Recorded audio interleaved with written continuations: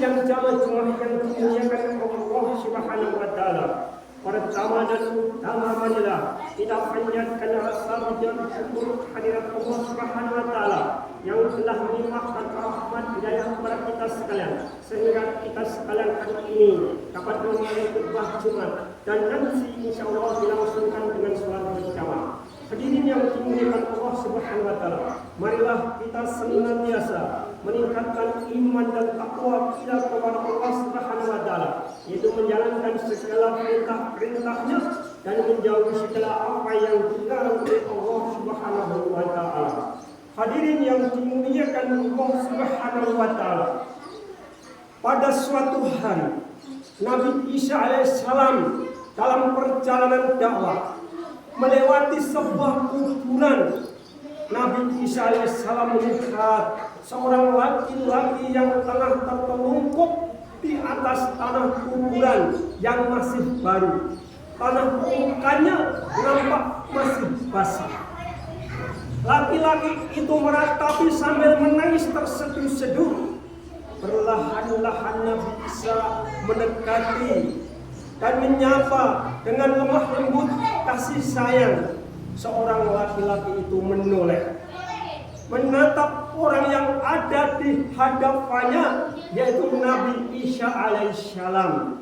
Dan ia kembali meratapi dan membenamkan wajahnya ke kuburan. Nabi Isa bertanya, "Hai saudara, kenapa kau menangisi kuburan?" "Aku menangisi istriku yang ada di dalam kuburan. Dia meninggal dunia," jawab laki-laki itu. Nabi Isa bertanya lagi, "Kenapa masih kau ratapi? Kenapa masih kau tangisi? Apakah tidak ada perempuan lain?" Jawab laki-laki itu, "Perempuan memang banyak, tapi yang seperti dia mungkin tidak dapat kutemuinya lagi. Dia sangat setia, taat dan hormat pada suami, berbakti kepada ayah dan ibu. Di samping itu, dia memiliki wajah dan paras yang sangat-sangat cantik sekali. Kami masih baru 2 bulan melangsungkan pernikahan. Di saat-saat kami masih merasakan kebahagiaan pengantin baru, masih merasakan kehangatan, ternyata harus menanggung ujian, menanggung cobaan seperti ini. Aku telah kehilangan dia yang aku cintai, yang aku sayangi." Nabi Isa menundukkan kepalanya sejenak. Ia terdiam diri. "Bagaimana kalau kira-kira istrimu bisa hidup lagi?" Jawab laki-laki itu, "Kalau memang benar istriku hidup lagi, aku akan menuruti semua apa yang kau perintahkan. Aku akan bersujud kepada Allah dan lebih mendekatkan diri melebihi sebelumnya." Nabi Isa menyuruh laki-laki itu mundur dan minggir, kemudian berkata kepada kuburan, "Ya ahlal kubur, qumi bi'iznillah." Hai penghuni kubur, bangkitlah dengan izin Allah. Tiba-tiba terdengar suara ledakan yang sangat keras. Tanah kuburan itu terbelah dan muncullah seorang laki-laki yang tinggi, besar, gagah, sangar. Kulitnya hitam pekat, keabu-abuan. Begitu berdiri di hadapan Nabi Isa, laki-laki yang dari dalam kuburan itu berikrar, "Asyhadu an la ilaha illallah wa asyhadu anna Isa Rasulullah." "Apakah dia istrimu?" tanya Nabi Isa kepada laki-laki yang menangis itu, sambil menunjuk orang yang baru muncul dari dalam kubur itu. Bukan dia istriku, demi Allah bukan dia." "Jadi siapa orang yang baru muncul dari dalam kuburan tadi? Siapa dirimu?" tanya Nabi Isa. "Dia adalah seorang bekas perampok, pezina, pezudi, pemabuk, pembunuh dan pemerkosa yang mati dalam keadaan kafir, belum beriman pada Allah Subhanahu wa taala. Tapi kini aku beriman kepadamu, hai Isa. Karena yang dimaksud bukan orang wanita itu, maka seorang perampok tadi kemudian meninggal dunia lagi. Namun seorang perampok tadi, dia telah memiliki keuntungan. Sekarang mati dalam keadaan beriman kepada Allah Subhanahu wa Ta'ala. Kemudian Nabi Isa bertanya, yang mana kuburan istrimu? Tanya Nabi Isa kepada orang yang menangis tadi. Jadi aku tadi telah keliru mengenali tempat istriku dikubur. Pasti yang ini tidak salah, hai Isa. Seorang laki-laki yang menangis tadi menunjuk sebuah kuburan di sebelahnya. Dengan sabar dan tenang, Nabi Isa menghadap kuburan yang ditunjuk itu dan berkata, ya alal kubur, qumi biiznilah. Hai penghuni kubur, bangkitlah dengan izin Allah Subhanahu wa Ta'ala. Akhirnya kuburan itu pun terbelah. Lalu dari dalam kubur keluar seorang perempuan yang cantik seraya tersenyum. Begitu melihat istri yang dicintainya bangun berdiri di hadapannya, langsung dipeluk dengan mesra. Laki-laki itu melepas kerinduannya karena telah berpisah oleh maut, karena berpisah oleh ajal, hingga tak menyadari bahwa Nabi Isa masih ada di tempat itu. Setelah mengucapkan terima kasih kepada Nabi Isa, kedua pasangan suami istri bergandengan tangan pulang ke rumah mereka. Singkat cerita, setiba di rumah, mereka duduk bersantai di depan rumah, di bawah pohon yang rindang, di taman yang sangat indah, yang sang suami tidur-tiduran dengan berbandang paha istrinya. Saking karena asiknya, suami itu sampai tertidur lelap. Tiba-tiba pada saat itu lewatlah seorang laki-laki yang tinggi, besar, gagah perkasa, sangat tampan dengan mengendarai seekor kuda. Dia adalah seorang pangeran putra anak seorang raja.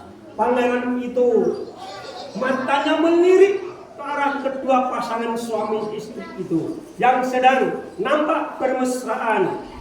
Alangkah cantiknya perempuan itu, pikir pangeran itu. Hadirin yang dimiliki Allah Subhanahu wa Ta'ala. Ia tersenyum dan sambil mengedipkan matanya, melambaikan tangannya ke arah perempuan yang cantik yang tengah menunggui suaminya yang tidur terlelap. Perempuan cantik itu pun berpikiran sama. Betapa gagah dan tampannya pangeran yang lewat berjalan di depan rumahnya itu. Begitu jantan, duduk di atas punggung kudanya, dan sungguh berbeda jauh dengan suamiku yang kerjanya hanya tidur-tiduran dan malas-malasan. Melihat ada tanggapan dari perempuan cantik itu, pangeran yang gagah perkasa dan tampan itu melambaikan tangannya. Melihat hal itu, langit perempuan terasa roboh, jatuh hancur, lebur berantakan. Bumi tempatnya berpijak menjadi bergoyang. Tanpa pikir panjang lagi, dengan kasar dan keras, kepala suaminya yang berada di pangkuan disingkirkan atau dilemparkan dari yang Allah Subhanahu wa Ta'ala. Laki-laki itu tersentak dari tidurnya dan terbangun, dan betapa kagetnya ketika melihat istrinya yang sangat dicintai dibawa kabur oleh seorang pangeran yang gagah dan perkasa dan tampan.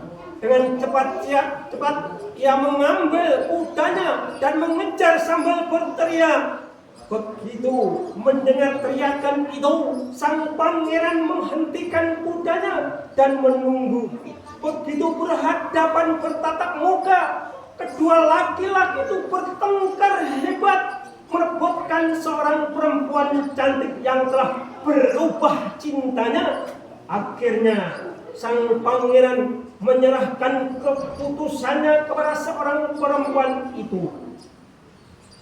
Aku belum pernah menikah. Aku bukan istrinya. Aku masih perawan.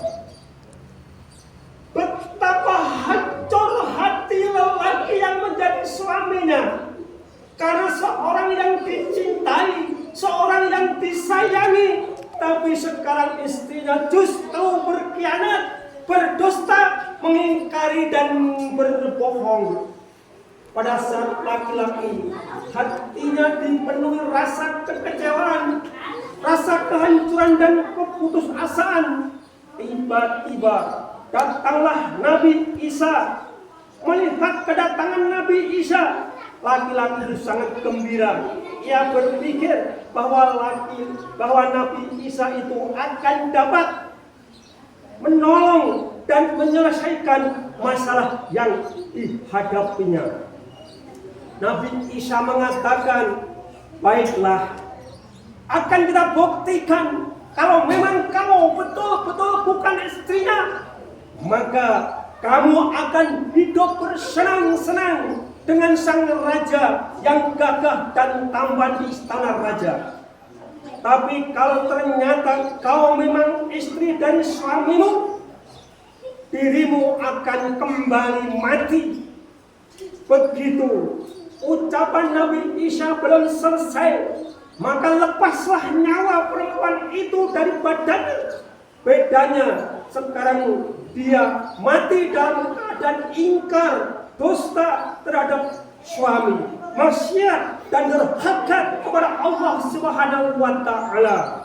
Hadirin yang dimuliakan Allah Subhanahu wa taala, Nabi Isa memang oleh Allah dibekali mukjizat yang mampu menyembuhkan segala macam penyakit yang bagaimana parahnya.